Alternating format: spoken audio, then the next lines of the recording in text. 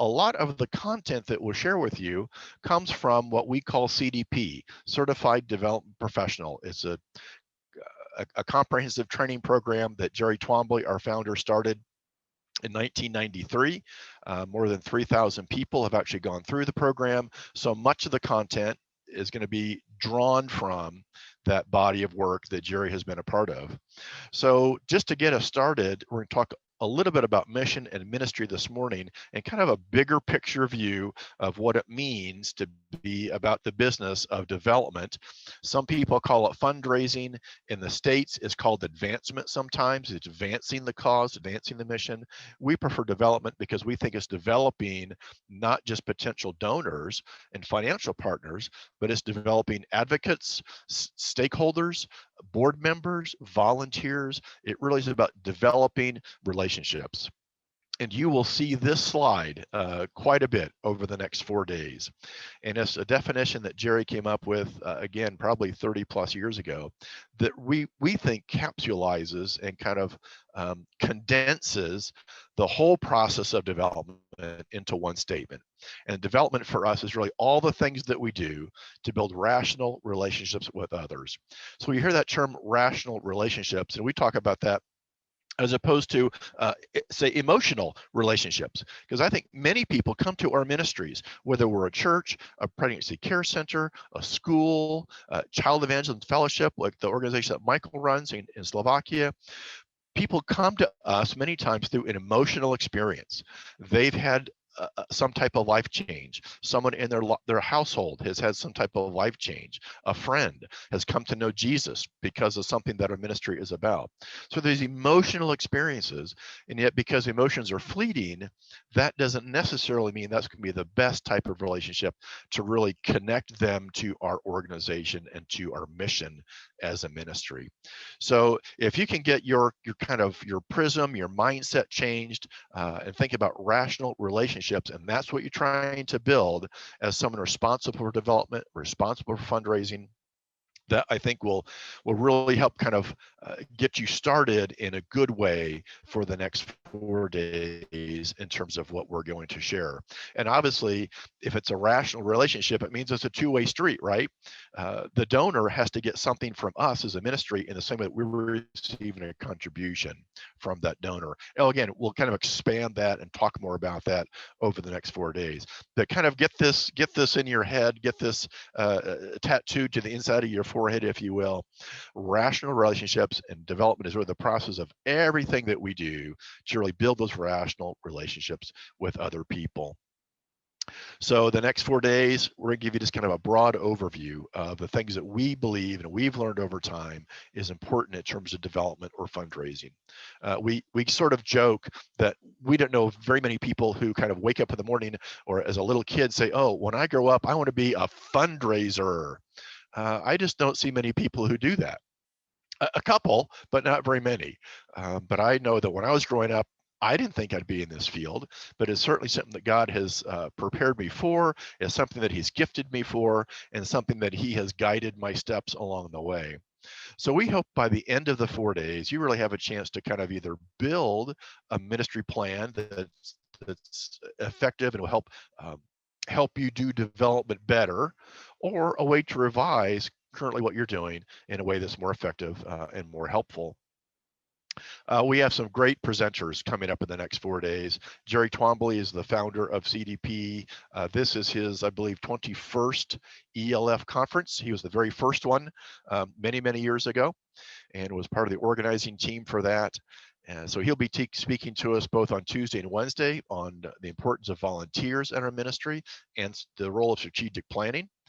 Keith Agoric is a marketing communications person. He'll be with us in the second session today, talking about how we can do a better job at promoting our ministries, and not in a worldly marketing advertising sort of way, but in a way that is very God honoring and one that is very practical. Frankly, I've heard Keith speak a number of times. Really appreciate him as a believer, his walk with the Lord, as well as the content that he brings. David Lloyd will be with us tomorrow. He is the Vice President of Development for the Zacharias Trust out of the UK. And he, obviously, if you've been following the news at all in the last 6 months, some of the things that have happened in the Zacharias organization in the States, obviously have rippled to his organization in the UK as well. So David was a real big believer in good board governance to begin with, probably even a bigger believer now, but he has such a great way of talking about how we can include boards, our board of directors, our trustees, in how we do the process of development.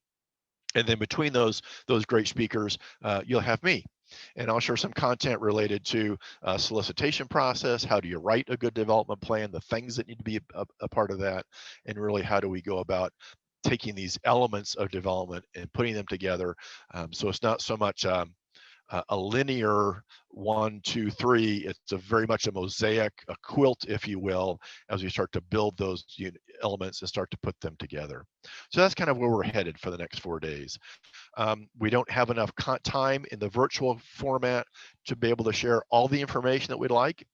We just lose some contact hours versus the in-person sessions that we've had in Poland for the last several years for ELF. But we'll get you as many of the elements as we can.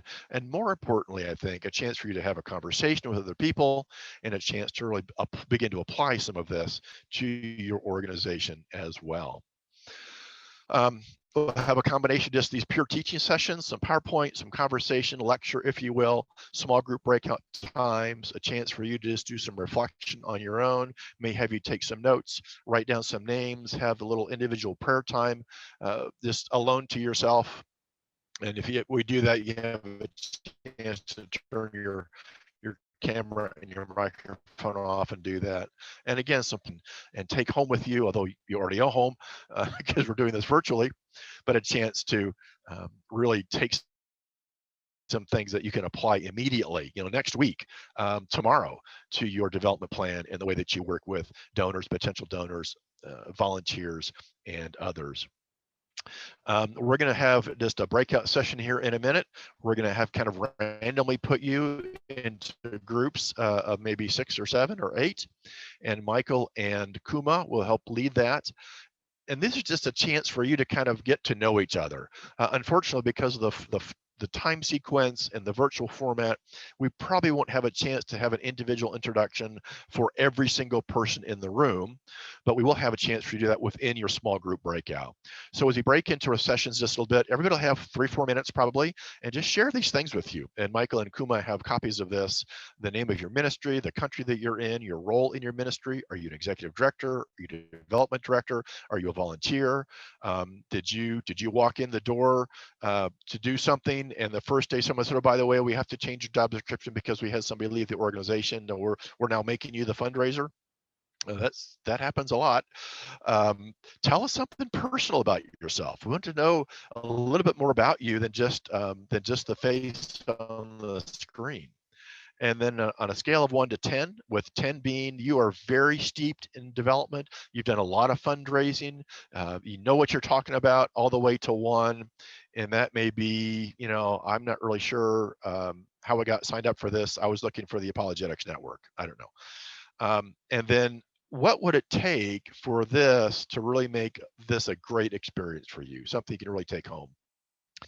The title of this session is Mission and Ministry, and I'm not sure that's the best title for it, but I think as we talk about what we're about in terms of ministry and about the mission of our organizations, clearly we need to have a vision and a mission for what we are all about. And Monday, Jerry will spend an entire session talking about strategic planning and the importance of having a compelling vision statement and a mission statement that makes sense, and how do we guide people and take people on that journey along with our ministry and the planning that has to go with that. So we'll spend more time talking about that later, but clearly mission is important. But and I think you probably will get a bigger dose of this from Jerry on Monday, but clearly we think about a mission, and I just put 2 mission statements up there just as examples. Habitat for Humanity, it's international worldwide kind of home building group. It's very well known, and they have really 3 important things to do. They build homes, they build communities, and they build hope. So everything they do is focused around those things that are listed in their mission statement. Heartbeat International is a Christian Pregnancy Care Group. I spoke at their conference last week, and this is their mission statement: to reach, rescue, and renew. So everything they do is focused on that. So whether it's our annual report, whether it's a newsletter, a letter that we're sending out, a meeting that we're holding, a presentation that we're doing about our ministry, that mission needs to come out. And your mission is very different than anybody else's in the room, because our organizations, our ministries are all different. God has called us to different things. And that's fine, but we need to know what that mission is. But I want to talk a little bit, for me anyway, in my experience as a development individual, someone who's been about the business of fundraising for a number of years, kind of something I think is kind of behind the scenes of that mission. And I think in terms of ministry, I like to call it the ministry of development. And again, I don't know many people who woke up in the morning and said, oh, I'm going to be a fundraiser today. Because at least in the United States, that term fundraiser comes across usually negative for many people. When people say, oh, you're a fundraiser, they physically start to back up from you, and they kind of cover their wallet with their hand, or hang on to their purse a little tighter because they think you're going to, somehow pick their pocket. But I think there's an incredible ministry that comes through the process of development. And I go back to that very first slide. We're about developing rational relationships with other people. So if we're in the business of relationships, then we're in the business of ministry, because of our relationship with our Heavenly Father, our relationship with each other as brothers and sisters. So what does that ministry look like? How can we take this term of fundraising and the connotation it tends to have, and really make that look more like ministry and more like care for people? That's kind of what we're hoping to do. So as I mentioned earlier, if it's a rational relationship, there's intentionality. It's a two-way street. Both parties receive something from that relationship. It's not a transaction. It's not an arrangement. It really is a relationship.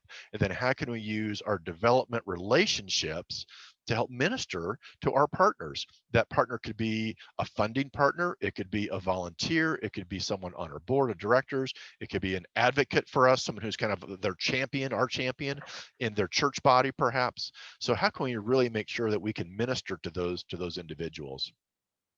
And I kind of look at it from two different standpoints. One prism is certainly we have to steward the donation. And again, I can't speak for every single country represented in the room, but in this country anyway, it's very clear. If a donor says, I want this money to go to a specific program within the ministry for a specific cause, we need to make sure that we honor that and it goes to what they want it to go toward. If we're trying to build a new building and this person says, no, I don't want to contribute to your building, I want it to go to your daily operations, your daily ministry, then we have an ethical responsibility to make sure it goes toward what the donor intends. We call it donor intent. So we have to steward the donation, has to make sure it goes to what that partner really wants it to go toward. That we're communicating how we're using the funds, what kind of impact is happening. We need to be transparent in the reports that we use. And share with people that there's not some secret fund off on the side that nobody knows about that we're using to fund ministry or fund heaven forbid something that's improper. And certainly to give gratitude for the gifts that we have, a notion of thankfulness for people. And we'll talk about how to thank people in a couple of sessions as well, the different ways that we can do that. So we have to steward the donation. But I think for me, this idea of ministry of development, we really steward the donor as well. We need to pray for them. They are actually kind of walking their obedience, walking their faith through their gift to you, through their gift to the local church, through their tithe. So how can we make sure that we're helping them to aspire in reaching their spiritual goals, contributing to the development of their spiritual gifts as they help fund or as they help support our organization? So it really is helping them kind of cast their own vision for their life, their time, their talent, the treasure, and I'd add another one, their testimony. So time, talent, treasure, and testimony in terms of them as a donor. And that I think sometimes is a very different prism and a very different attitude that we have toward people. We're not looking at them as a bank machine or as a check writer. We're looking at them as a believer, as an individual, as a person who's trying to walk with God the same way that we're trying to walk with God, under more submission, more obedience every day. And I think we as development directors, as people involved in the process of fundraising, can help people do that if we're stewarding the donor as well as stewarding the donation. Jerry will share with you probably on Monday one of his other terms, quotes we've used for a long time: lead with your vision, not with your need. And there are thousands and thousands of NGOs, faith-based organizations, and other good causes that lead with their need. And many times they do that because it's kind of a negative twist, and advertising says that negative messages communicate more effectively. I don't know if I believe that or not, but that's what they say. So really, we want to lead with our vision, and our vision is the life change that happens because Jesus is working in the lives of people that we're ministering to. And I think if we let our donors know what the vision is, they can join that vision, or maybe the vision doesn't match up exactly the way that they want it. Maybe they need to find another ministry to work with. And, I would be disappointed if that were the case. But at the same time, if that's not helping them follow their walk with the Lord, we need to make sure that we give them an opportunity to do that. Hopefully it's with that organization, but if not, give them a chance to move forward and do something else. I love this verse. It's vastly overquoted and probably misquoted, but where your treasure is, there your heart will be also. So do we know the people who are on our donor rolls, the people that support our organization financially? Do we know where their hearts are? What motivates them? What drives them? What caused them to give to us in the first place as an organization? What does that look like in terms of this stewarding the donor as well as stewarding the donation? How can we help them grow on a regular basis?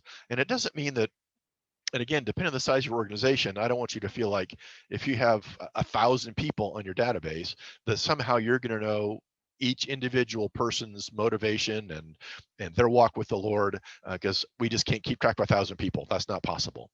But there are probably a small subset of people that you can keep track of, or your board members can keep track of, and build that relationship, that rational relationship, so it's even closer, so it's even tighter, and we're actually ministering to those people who are contributing to us, not just collecting their donation and thanking them for the check that they wrote, or thanking them for the in-kind goods that they provided for our ministry or organization. Their giving is just an extension of their faith and their obedience. How can we help them support their faith and their obedience by their relationship with us and their relationship with our ministry? I hope that's making sense. And here's some practical things I think we can look at. And sometimes it's a culture idea within the organization. I know there are people that I've worked with in nonprofit organizations who are like, oh, I'll do anything you want, just don't ask me to ask for money. That just makes me feel, squeamish, or is this not something I want to do? And depending on the culture that you're in, sometimes that process of asking for money can feel very disjointed, can feel very awkward. But really, the process of development is not just for the development director, it's not just for the executive director or the head of the ministry. It really is for everyone in the organization. So at some level, we have to, as an organization, really begin to understand this ministry of development, that we're ministering to our donors. We're not just taking checks from them. We're not just sending them the pro forma thank you note that goes with every email. That's the thank you email because it's already built into the software program. How can we thank them? How can we engage them in a more important way? We need to have an active board of directors who understands this is not just about running an organization, is about ministering to our clients or the people that we serve. It's also ministering to those people who are part of our organization and supporting our organization. I think a lot of organizations really get caught in, I mentioned earlier, lead with your vision, not with your need. I think many groups lead with their need because they don't do very good planning, and they're always sort of in crisis mode.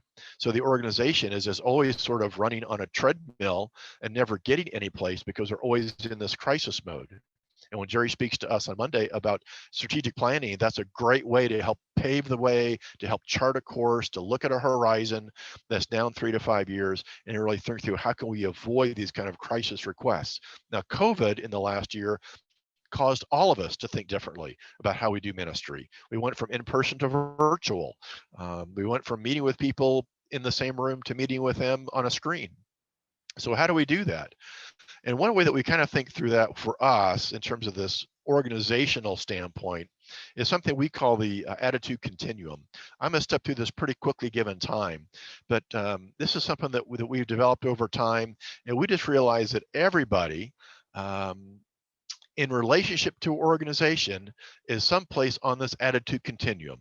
There's someplace between euphoria and cynicism.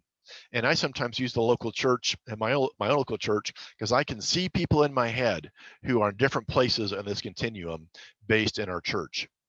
And you may be able to do the same thing with people in your organization as well. So euphoria obviously is this incredible feeling of connectedness, of exhilaration, um, of wow, this is just the best ministry, the best organization I could possibly be involved in.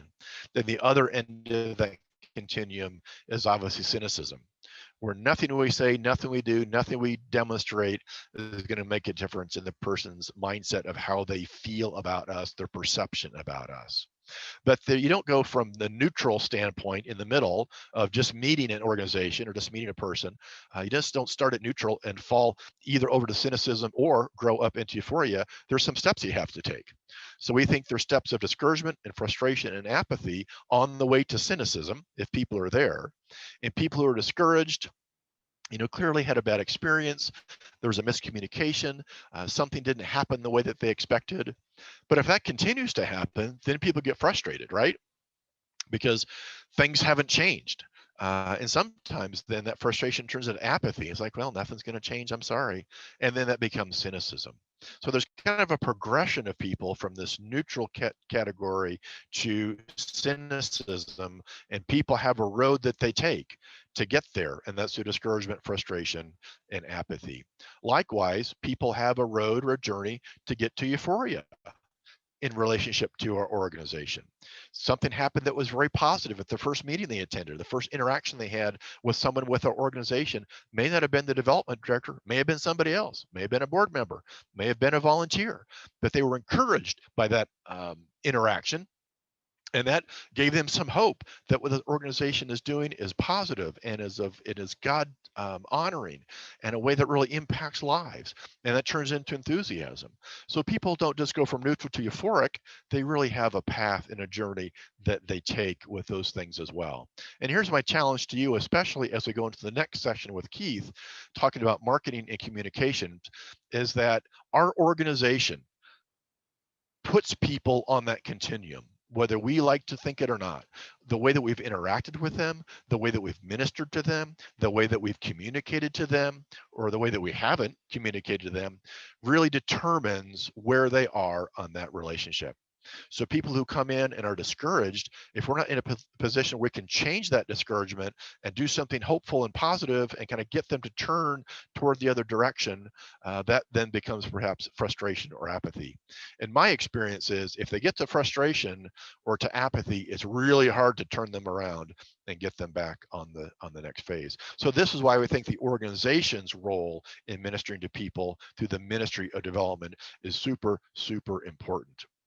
Because they may have I've seen examples where a thank you letter that was sent out by a whole different department, it comes into the organization, it comes to the bookkeeping or the accounting department, and they donate, they put the check in the right journal, and they send the thank you letter out, and the person's name was misspelled because someone didn't take the time to proofread the letter.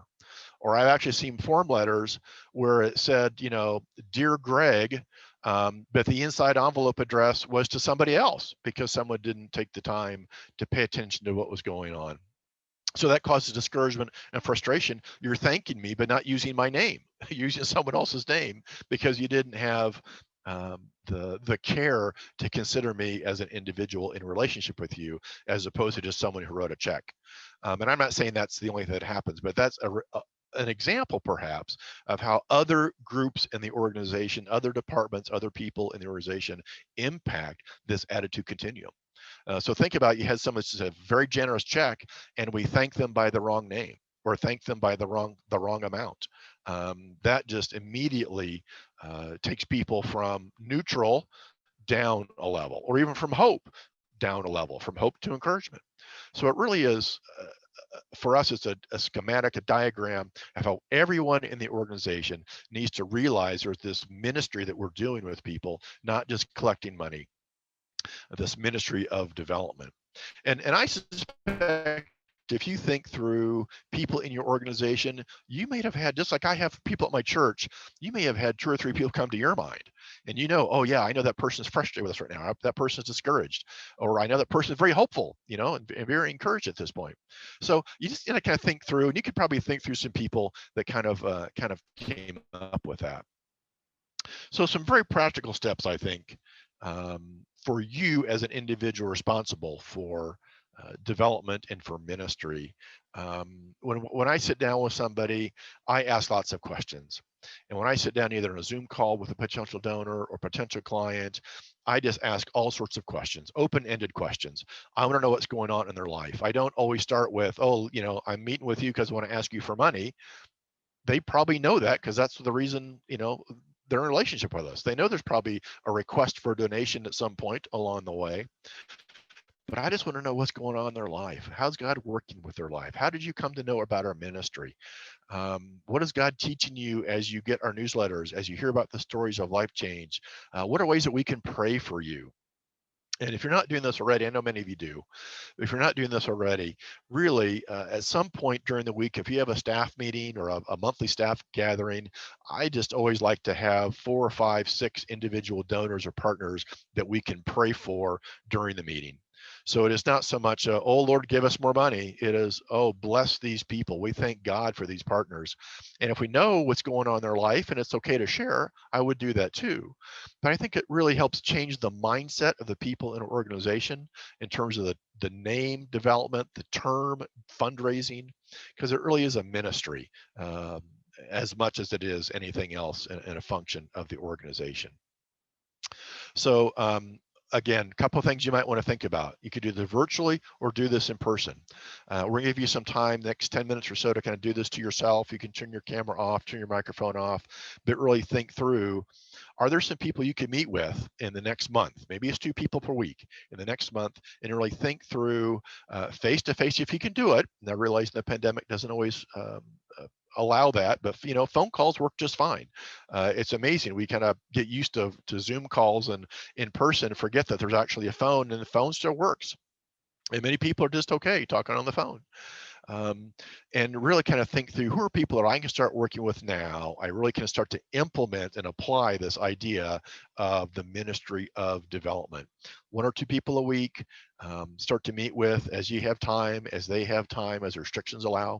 Maybe have board members join you in some of that so they can hear what's going on with some of the partners. And maybe not always pick the biggest donors. I think board members and others tend to look toward the people that have the most zeros at the end of their checks or their contributions. But who are those faithful people who have been donating for 3 years, 5 years, 10 years, 15 years? Those are really great partners in ministry. How can we help them on their spiritual journey as well? And I think it needs to be a personal conversation, not just an email, not just the blanket newsletter that everybody gets, but really a heartfelt conversation with them. So I'm going to give you about 10 minutes now. You can turn your microphone off if you want. You can turn your camera off if you want. Get a piece of paper or your notes in your computer and just kind of pray on, who are the people that you think God is sensing you to contact. Again, 2 people per week in the next 4 weeks. Do a little homework on them in terms of their history with your organization, with your ministry. And I say put on your pastor's hat. So that pastoral care, that ministry hat, not just that fundraising hat, but that pastoral hat of, how can I, as an individual responsible for ministry, who should I be contacting? And then who can we be working with?